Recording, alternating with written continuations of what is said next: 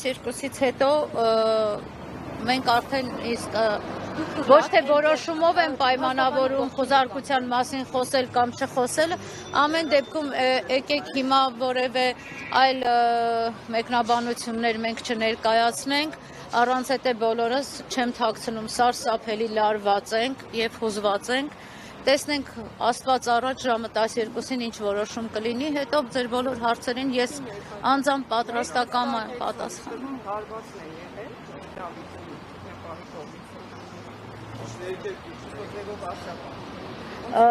Դրանք այնտեղ տարբեր միջադեպեր կա, Դավիթին հրելը, Դավիթի ընկնելը, ձեռքի անկանոն շարժելը եւ Դավիթին հարվածելը, նորից Դավիթի ընկնելը։ Տարբեր կադրեր կան։ Չէ, Դավիթի հրելը, որից հետո Դավիթի արդեն այդ շարժումը, խնդրում եմ ուշադիր նայեք, հարված կա թե չկա, խնդրում եմ մի կարմիր տողով գնաց լրատվություն հարված ու այդ հարվածը դարձավ ճակատագրական էս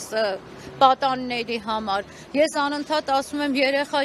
այո, իմ համար երեխա են, 18 տարեկանը դեռևս երեխա,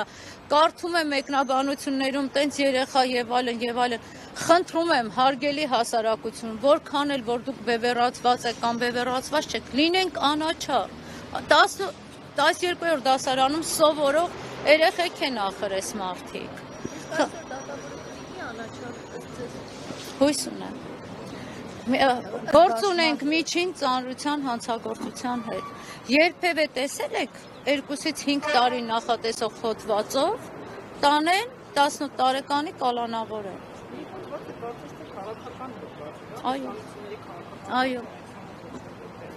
Այո։ Արդեն երեք դրա գնահատականները ոնց որ թե հրապարակավ նաև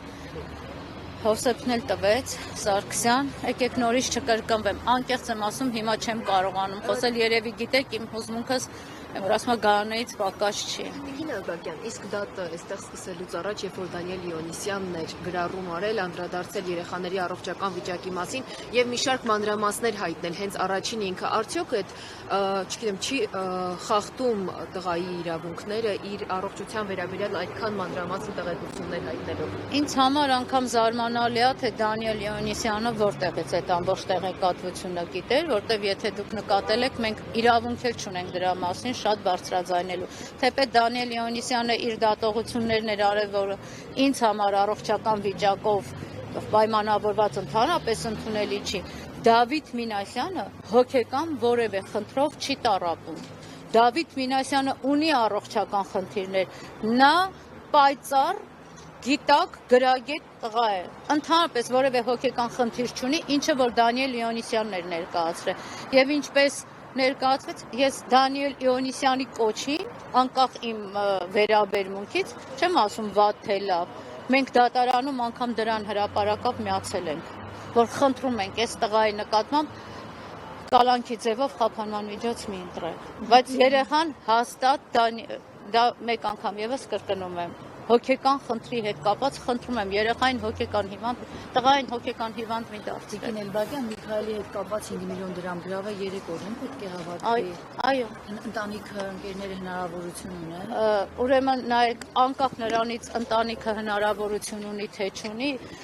այս ընտանիքը այնքան հարգված ու սիրված է, երևի թե մեր ընկերությունն է արդեն հավաքել այդ գումարը, ես տեղյակ չեմ։ Այս պահին անգամ էլ չենք գնացել վճարելու, ես ինքս էլ կգնամ, այդ խնդիր չի։ Մենք ստեղել ենք գրավի գումար առաջարկել, ոչ թե